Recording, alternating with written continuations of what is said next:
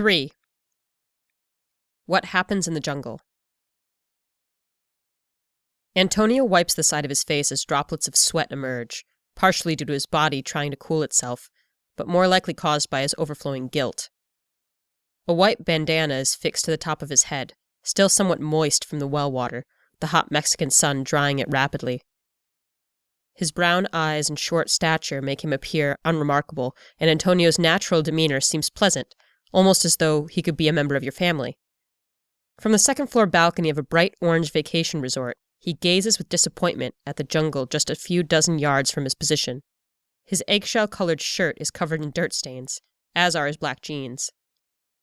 He puts his hands on his hips, staring down toward the black leather belt that he procured from the father of a family of 5 several hours earlier. Antonio raises his head again, looking into the jungle. Just below his line of vision, he sees a warrior wasp hovering above the wooden railing right in front of his post.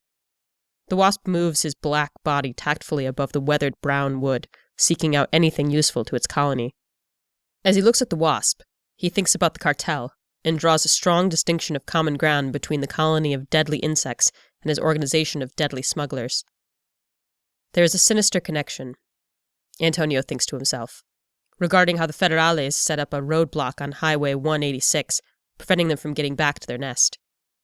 With over $100 million in cocaine, they were forced to migrate north of the highway, pushing deeper into the old jungle.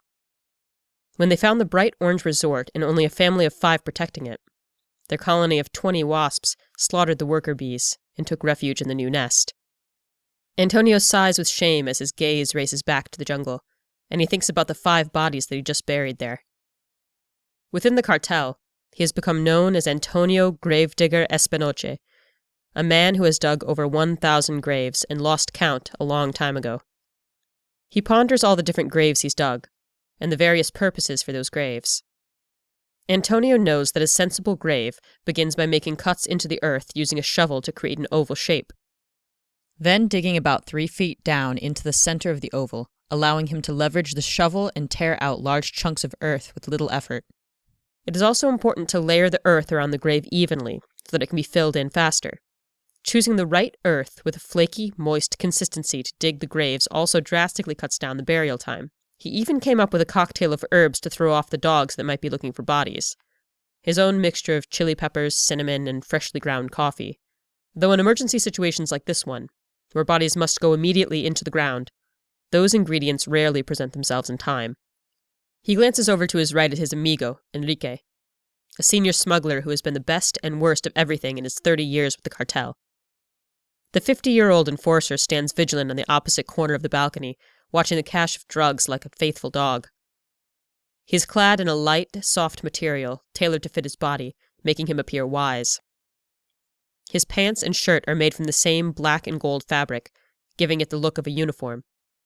Enrique smiles wide at Antonio, unintentionally showing that he is missing all of the molars from his bottom jaw and half the teeth in his upper jaw. Although he is nearly 20 years older than Antonio, the veteran enforcer has a powerful body, maintained by daily exercises and a diet dictated by nature. Antonio is amazed to see this man smiling after having lost his second son just a few nights ago.